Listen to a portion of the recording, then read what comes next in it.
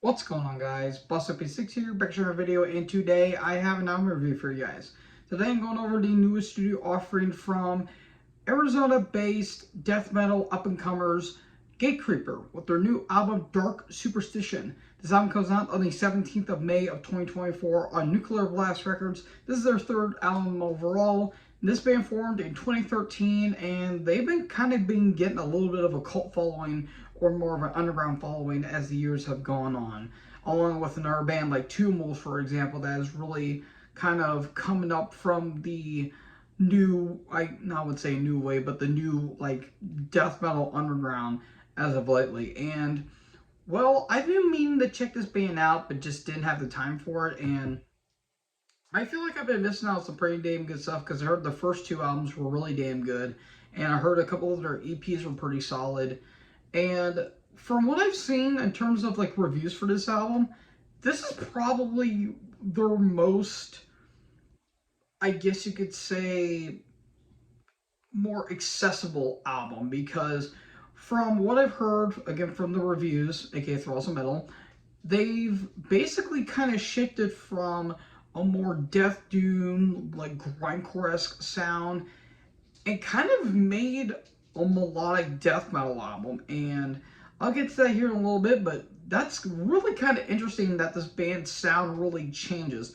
Kind of like how Morbid Angel did back in their day, like their first, like Ultras Magnus was more thrash oriented, Blessed or Sick was more sludgy, Covenant was more aggressive and kind of like aggressive death metal in a way, and with Domination they went a little more,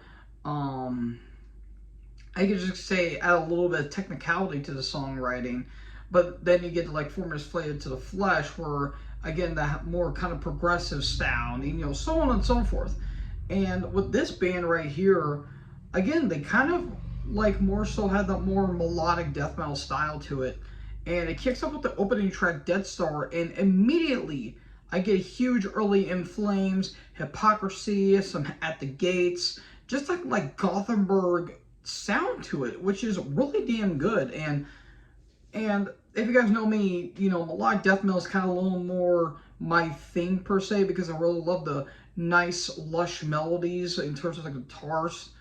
And while the vocals by Chase Mason aren't really the prettiest, he doesn't really go for cleans. He goes the more aggressive sound to it, like a little bit of Michael Rockefeller, some Dan Swanel, and mixed in some John Tardy, and that's basically what his vocals sound like. And he sounds phenomenal on this album. He puts on a really damn good performance through and through, along with the more melodic style that they're going through. And really damn good song to kick off the entire album. And I would say the first three tracks, Dead Star, Oblivion, and The Black Curtain, are more melodic, more catchy, and really nice hooks. Really, really, really nice hooks. And the one thing I'll give the band credit for, this doesn't feel forced. It doesn't feel, like a contractual thing. This feels very natural and very organic, which I really appreciate the band for, that they just didn't go for, like we're forced to do this, or we have to do this, or we feel like we have the need to do this. No, no, no. It feels like, okay, we're going to try and give our fans a little surprise, and kind of like, why don't we break out a more melodic style, which I really give the band credit for.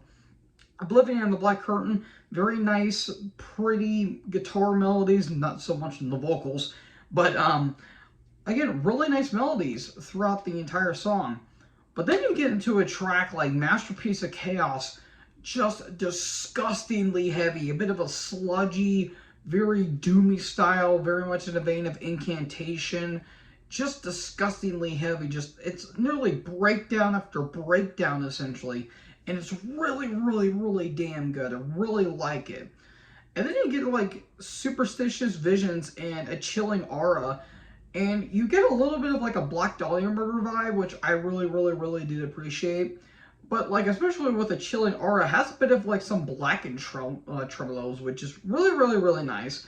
I really did like that in some regards. And I really love the drum performance as well. The drum fills done by Matt Arbolo, I think that's how you say his name. really damn good. I really like that. And there's like a little bit of some keyboards in the background, which I really did like.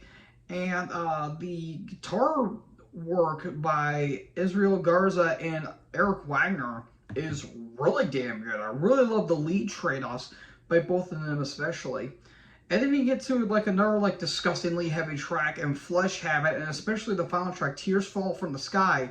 Very My Dying Bride-ish, like very early My Dying Bride, like I guess you could say like Brave Murder Day to a lesser extent, maybe a little bit of early Paradise Lost before they went more, I guess, gothic in some regards. But it's really damn good. And another like more catchy melodic track, Mistaken for the Dead's really damn good as well. It's actually the short track on the entire album as well. And I will say, besides the final track, which is just nearly 6 minutes, all these tracks are barely 4 minutes, which I actually really did like that in some regards. This album's like 37 minutes and some change, which is really damn good.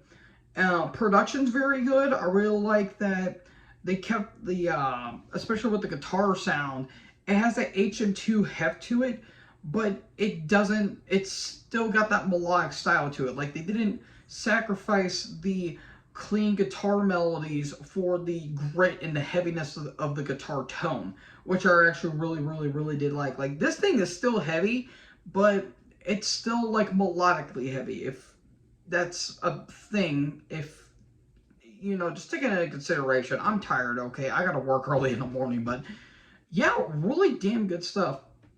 I'll also give the band credit for making a pretty damn good album artwork, which I actually really do like. The only kind of complaint I mainly have on it is the 7th track, Caught in the Treads.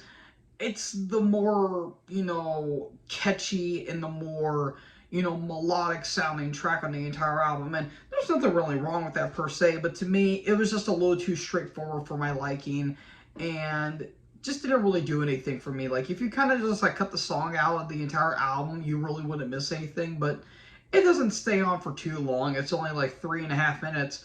But out of the whole album, it's probably the least memorable one, but it's still solid for what it is. So all in all, overall, this is a damn good album. I'll give this a 4 star. I fairly like this album. I think if you like your death metal with that like raw, gritty HM2 tone, like In Tune Dismember, which this band is huge fans of, but you want to have that Soilwork and Dark Tranquility kind of melodies to it, you're going to like this album, much like I did. I think this was a fantastic album. Is it my favorite death metal album of the year? No, there's some others I think are really damn good, like the new Hideous Divinity and, well, it's more Death Doom-esque, even though it's more gothic in a way. The new My Dying Bride was really damn good. So there's some other albums in terms of death metal that I think was actually pretty good. This one is still good, but just not as great as those albums were. So all in all, really damn good. 4 stars for me. So folks, that is it for my album review of Gatecreeper's Dark Superstition. Let me know in the comment section below. Make sure you guys leave a like, leave a comment, tap that big red subscribe button, and tap the bell so when I upload, you guys will be notified. Thank you guys so much for watching this video. Most importantly, join the herd. I'll talk to you guys in the next video. Peace out.